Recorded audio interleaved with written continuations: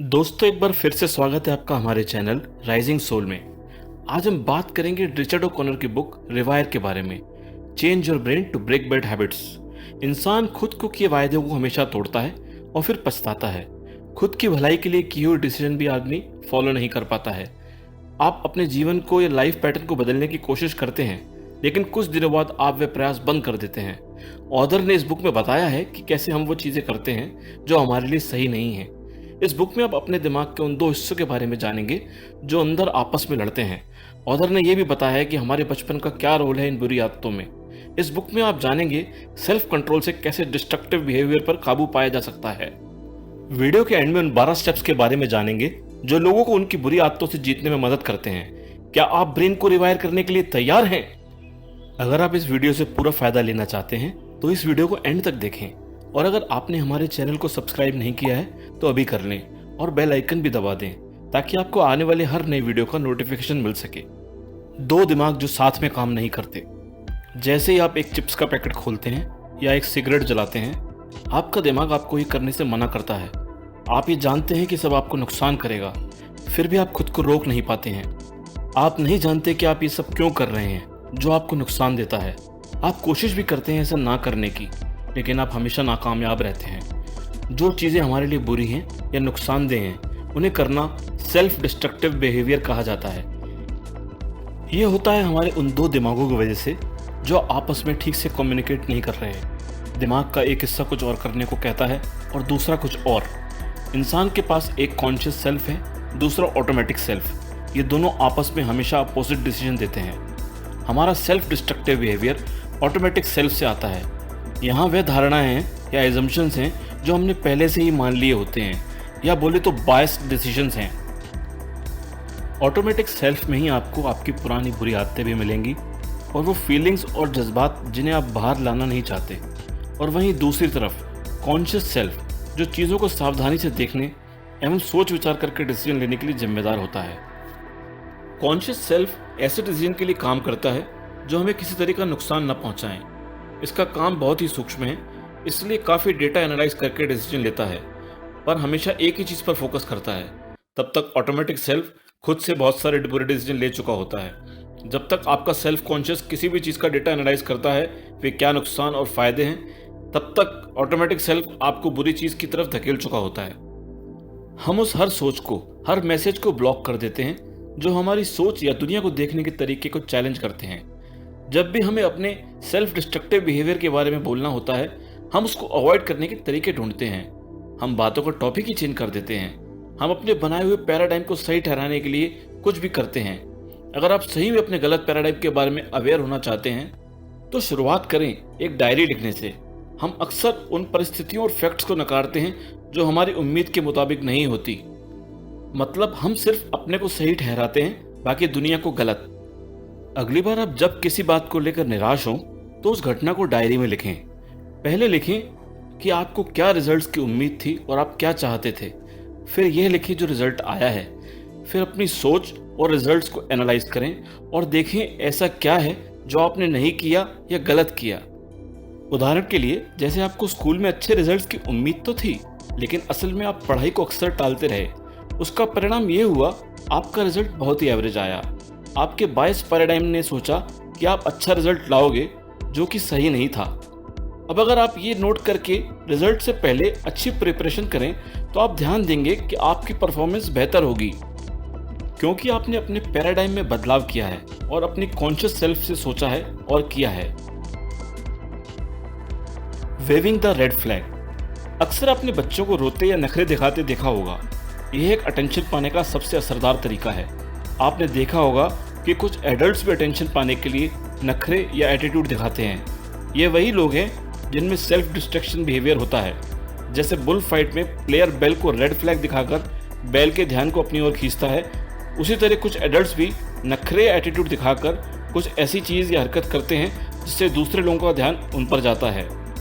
ये तो जाहिर है कि वो सब अनकॉन्शियसली करते हैं, लेकिन कहीं ना कहीं वह ये चाहते हैं कि लोग उन्हें नोटिस करें या अटेंशन दें। उनका ये सेल्फ डिस्ट्रक्शन बिहेवियर अटेंशन पाने का ही जरिया है। इनका बचपन सही परवरिश से नहीं गुजरा होता। उन्हें बचपन से सेल्फ कंट्रोल के बारे में नहीं सिखाया जाता। इसलिए वे ऐसी हरकतें करते हैं जो इनके मन में शुरुआत से ही बैठ जाती हैं। कभी कभी माता पिता भी इस बिहेवियर को बढ़ावा देते हैं।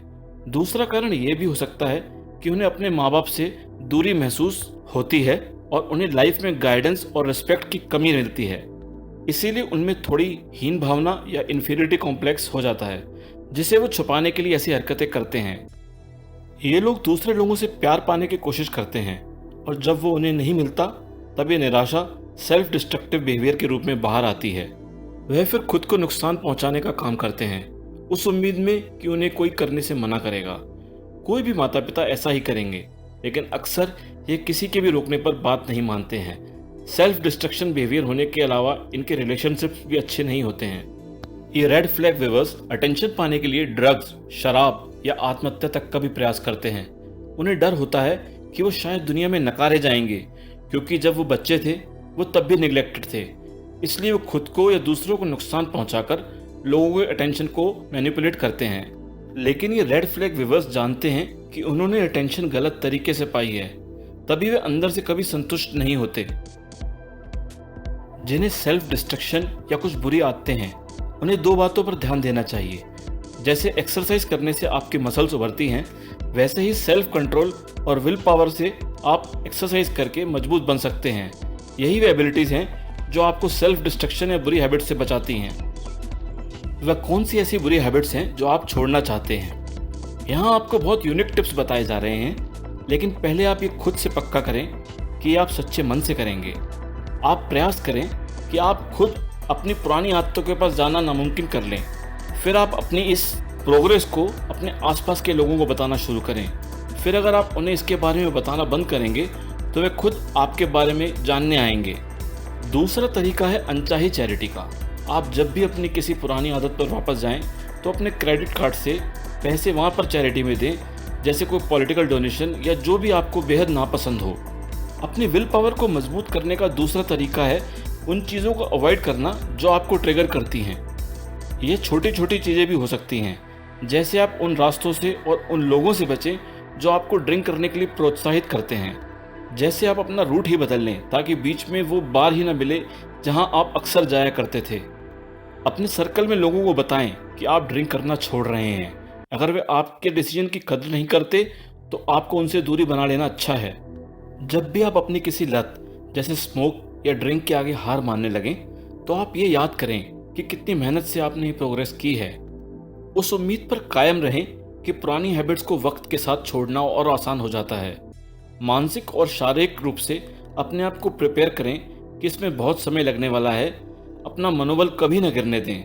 हर दिन जो आप अपने गोल्स को पाने में लगाएंगे वो उतना आपको उस बुरी आदत को छोड़ने के करीब ले आएगा। दो अलग अलग बातें सोच रहे दिमाग को टैकल करने का यही सबसे आसान उपाय है। हम अपना फोकस ऑटोमेटिक सेल्फ की ओर बढ़ाएं और उसको ट्रेंड करें कि वह अच्छे डिसीजन ले सके। सेल्फ डिस्ट्रक्टिव बिहेवियर को कंट्रोल करना जितना मुश्किल दिखता है, असल में उतना है नहीं। बहुत सारी स्टडीज हमें बताती हैं कि एक इंसान अपने ब्रेन का स्ट्रक्चर बदल सकता है। इसे प्लास्टिसिटी ऑफ ब्रेन कहा जाता है।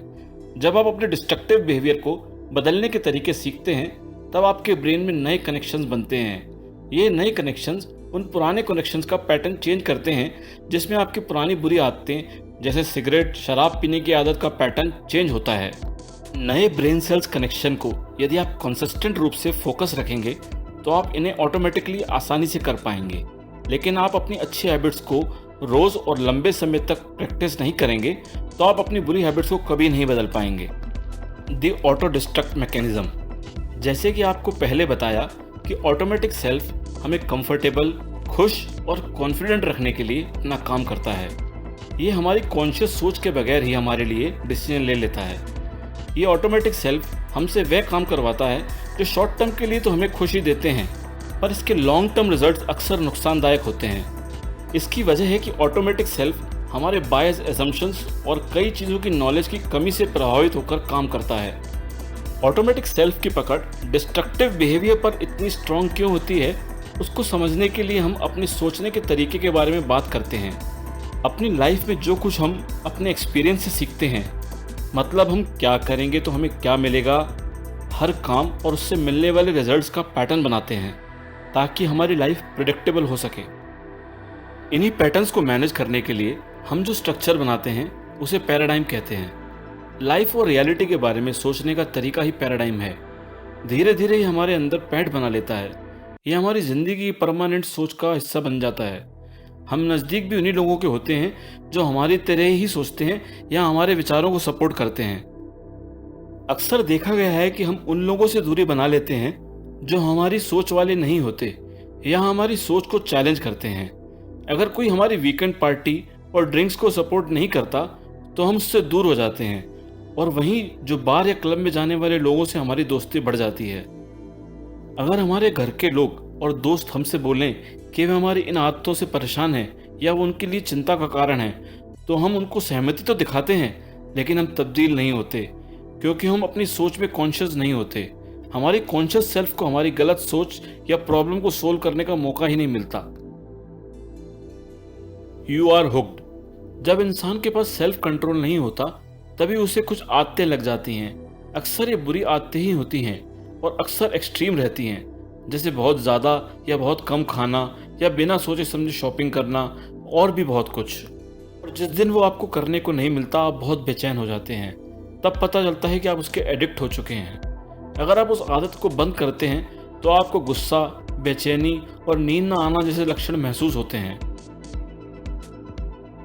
आपको लगता है कि आप जब चाहें तब आप अपनी बुरी आदत को छोड़ सकते हैं, लेकिन कभी छोड़ते नहीं। इस तरह आप खुद को ही बेवकूफ़ बना रहे होते हैं कि कंट्रोल आपके हाथ में है। आइए पहले ये समझते हैं कि हमें कोई भी बिहेवियर या एडिक्शन होता कैसे है। शराब की आदत को तो आसानी से समझा जा सकता है। शराब आपके दिमाग को सुस्त करके आपको अच्छा फील करवाती है। इसी कारण आप खुल जाते हैं, और जब भी आप शराब के नशे में होते हैं तो आपका अच्छा टाइम बीतता है, और जब नशा उतरता है तब आप चिड़चिड़े और मायूस होने लगते हैं। फिर तब आप अच्छा फील करने के लिए और ड्रिंक करते हैं। दूसरी तरफ ड्रग्स जैसे चरस, कोकेन हमारे दिमाग के खुशी देने वाले हिस्से को एक्टिवेट करते हैं। जब वह हिस्सा एक्टिवेट होता है तो डोपामिन नाम का एक न्यूरोट्रांसमीटर रिलीज होता है। यही इंसान को अच्छा फील कराता है और मज़ा देता है। जितना लंबे समय तक इसका सेवन किया जाए उतना ही ज़्यादा हमारे दिमाग के प्लेजर सेंटर को नुकसान होता है, और जितना नुकसान ज़्यादा होता है उतना ही ज़्यादा आपको अच्छा फील करने के लिए ड्रग्स की ज़रूरत पड़ती है। उसी दौरान आपके बॉडी के दूसरे पार्ट्स जैसे किडनी, लीवर ड्रग्स के कारण ख़राब होते जाते हैं। आपके अपने परिवार और दोस्तों से रिलेशन भी ख़राब हो जाते हैं। आप पर नशे की एडिक्शन इतनी हावी हो जाती है कि आप किसी की भी परवाह नहीं करते। तो आप ऐसे एडिक्शन से छुटकारा कैसे पा सकते हैं? ऑथर बताते हैं कि आप ईमानदारी से खुद से स्वीकार करें कि आप एडिक्टेड हैं और आप कंट्रोल नहीं कर पा रहे। आप कुछ ऐसे ग्रुप्स को ज्वाइन करें जो आपके जैसी लड़ाई लड़ रहे हैं। याद रखें, आप अपना जीवन फिर से बना रहे हैं, यानी कि रिकंस्ट्रक्ट कर रहे हैं। ऑथर को 12 स्टेप प्रोग्राम की इंस्पिरेशन एल्कोहलिक एनोनिमस नाम की एक ऑर्गेनाइजेशन से मिले हैं। ये रूल आपकी ज़िंदगी बदल सकते हैं। ये आसान नहीं है, कभी कभी आपका हार मानने का मन करेगा, लेकिन ये 12 स्टेप्स आपकी हर मदद करेंगे। कोशिश करें कि आपके पास कोई सपोर्ट ग्रुप हो या कोई दोस्त जो आपकी मदद कर सके, क्योंकि कभी कभी एडिक्शंस आपसे कुछ अनचाहे काम भी करवा सकता है। एडिक्शन से जीतना मुश्किल और तकलीफदेह है, परंतु नामुमकिन नहीं। अगर आप जीत पाए तो आपकी ज़िंदगी हमेशा के लिए बदल जाएगी। आपको स्वीकार करना है कि आप एडिक्टेड हैं। इस भ्रम को तोड़ दें कि आप इसे कभी भी छोड़ सकते हैं। अगर आप इसी यकीन में रहेंगे तो कभी नहीं छोड़ पाएंगे। इसे एक एक दिन के हिसाब से करें। अपने लक्ष्य पर भरोसा करें। खुद से कहें, आज कोई सेल्फ डिस्ट्रक्टिव काम नहीं करना है। यह कोई बहुत बड़ा गोल नहीं है, कोई भी इसे कर सकता है। इस सोच को मन में बार बार दोहराएं। आप ठाने कि आप खुद से हॉनेस्ट रहेंगे। अपने मॉरल्स पर वापस जाएं। आप स्वीकार करें कि आपके बिहेवियर ने आपसे बहुत गलत काम करवाए, लेकिन इसे एक बहाना न बनाएं। खुद को मुश्किल वक्त के लिए तैयार करें। ऐसा टाइम भी आएगा जब आप सेल्फ डिस्ट्रक्टिव काम किए बिना रह नहीं पाएंगे। चाहे कितना भी लुभावना लगे, ये विचार करें कि ये वक्त भी निकल जाएगा। आप अपने पुराने तौर तरीक़ों पर वापस ना जाएं तो कितना अच्छा होगा, यह विचार हमेशा मन में रखें। एक अच्छा इंसान बनने की और एक कदम ये भी उठाएं, आप उन लोगों से माफ़ी मांगें जिनको आपने नुकसान पहुंचाया है। अच्छे रिलेशंस बनाएं। किसी बुज़ुर्ग के साथ एक दिन के साथी बने या लोकल बीच की सफाई करें। अच्छे काम करने से आपको अच्छा फील होगा और पॉजिटिविटी भी बढ़ेगी। माइंडफुल एक्टिविटीज़ की प्रैक्टिस करें। अपने बिहेवियर और रिलेशंस को लेकर कॉन्शियस रहें। आप देखें कि आप क्या गलत कर रहे हैं, यहाँ आप अपनी कमियों को सुधार सकते हैं। Fake it until you make it, इस सोच को अपनाइए। एल्कोहलिक एनोनिमस भी इस सोच को अपनाते हैं।